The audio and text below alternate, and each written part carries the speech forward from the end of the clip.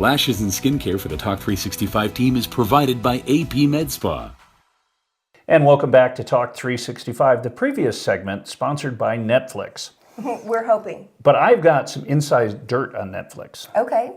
Netflix is a huge part of Sundance. They are changing the way films and TV shows and everything is getting made. I mean, it's amazing. Well, if you look at it, you've got three services just like Netflix. Mm-hmm. You've got Amazon and Hulu.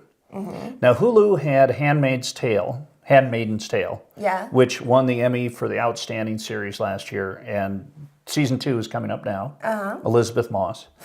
Who was in Mad Men and was really great in Mad Men, FX. Amazon has some amazing things, but the amount of money that Netflix is throwing at programming, it's amazing. So I spend most of my time just looking at all of the new stuff that is brought to you by Netflix because that excites me almost more than watching something because I'm like, oh my gosh, look at this one. Oh my gosh, look at this one. You know what Netflix is like? It's like podcasts. And now that I'm in the podcast business, there are so many.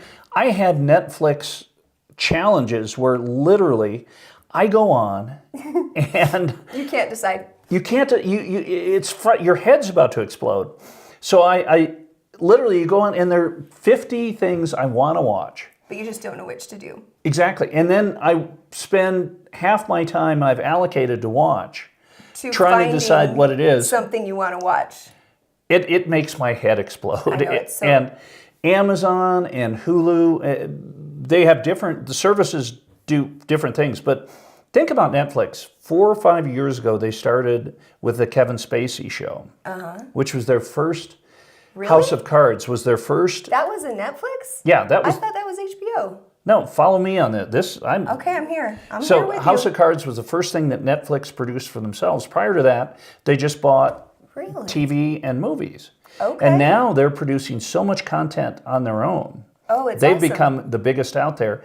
Amazon, now the Grand Tour is my favorite show on Amazon. It's brilliant. They paid $16 million a show. Which is amazing. And Netflix wanted it. So now Netflix has done Paul Hollywood. And Paul Hollywood is the next star. He is Of car shows? Yep, he is a judge on the British Baking Show on PBS, which I know a lot of you have watched. I happen to be with a woman who has watched every one of them. And Paul Hollywood is this late 40-ish British guy who's a baking judge. Okay. But he's now a car guy, and he loves cars, and that's on Netflix. So they threw a boatload of money there. Dave Chappelle, you all remember from the Chappelle show? He got $20 million for 3 hour-and-a-half comedy shows. You do the math. Wow. I watched all 3. And there you go, to streamline your next time you're sitting down, watch those. They were amazing. 4.5 hours of content for $60 million. That's a lot. That is a lot. That is a lot. So Netflix is, that's one of the things. It's the place to suck up to. It really is. Netflix. But Netflix and Hulu for independent producers, you can get your movie on there, but they only pay you pennies an hour for your content. Interesting. Yeah, so basically it's not a way for independent filmmakers or people to get content out there. But if you have an idea and they buy it, I understand it's amazing. In fact, from one of the red carpet interviews we had, not the one today, but it's come Sunday, it was sponsored by Netflix, and they said that it was just phenomenal working with them because when Netflix came on, they were like, you know what? You don't love the whole first opening act? How about we give you this much money and you go reshoot it and make it the way you love it? They have so much great, but here is the challenge. So incredible to work with.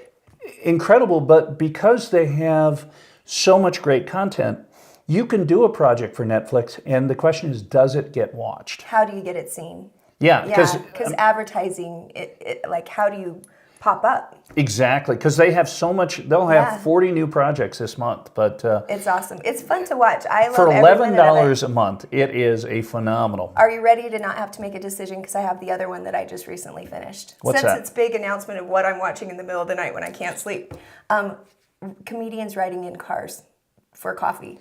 Jerry Seinfeld. Yeah, I've been watching that for 4 years. Oh, I watched it in a binge. It was amazing. So back to Sundance. Coming at you right now is a film that I am super excited about, and I'm going to tell you it's one to watch. We spoke earlier about The Big Sick. It came to Sundance last year, and it was sort of questionable on whether or not it would be picked up. They came there, it was available to be sold, and that's what's happening with this film. Colette is a famous woman feminist from the 1890s, and what's interesting about this film, the troubles that she was facing as a feminist are the same that we're facing today, and I love the conversation that it brought to Sundance opening weekend and the red carpet. So here is my red carpet coverage of the premiere, Colette. Check it out. Hey everybody, it's Holly Love coming at you from the red carpet here at Sundance 2018. And I'm excited to tell you about a film that debuted yesterday on Saturday called Colette. And I got a chance to chat with the director and some of the stars. It's an amazing movie about an iconic feminist, and I can't wait for you to hear about it. Check it out. Welcome to Utah. Welcome back to Sundance. You have a rich history. Yes, I was at Sundance 12 years ago with a very low-budget film called Quinceañera. No one noticed the film coming into the festival, but people noticed going out. On the anniversary of the Women's March and then with Trump's inauguration, I mean, the timing of this movie coming out, what more could you ask for? And I know you've been fighting for it for a while. You're giving me shivers just describing it, because I couldn't believe we got, Sundance Eccles Saturday night, and then when I heard that the Me Too march and the Women's March was today, I thought this is an absolute perfect timing, because Colette was dealing with this 100 years ago.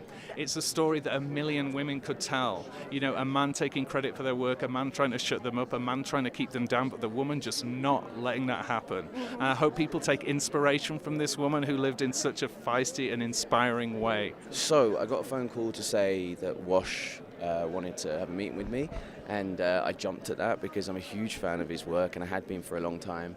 And we met and we talked about the character, and it all kind of worked out, which is amazing. And as I was just saying earlier, as an actor, you kind of always have I do certainly have a bucket list of directors I'd like to work with, and Wash was always on there because I'd been a huge fan of his work, and especially Still Alice, which kind of blew my mind when I saw it.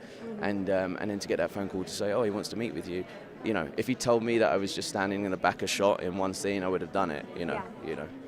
Wash, the director who's just there, he came to see me in a play in London, Liaison Dangereuse, and I suppose I was playing a sort of caddish Frenchman then, and that was my audition for the part of Willie. Well, there you go. So it sort of worked out timing-wise really well. But I'd read the script before that, and Kira wasn't available for a year, so we thought about it for a year, and that's how it came together. What are your hopes for this film? I mean, obviously you're hoping to get picked up, and I think with the timing of it all, it's pretty amazing. I think very likely this is going to be huge.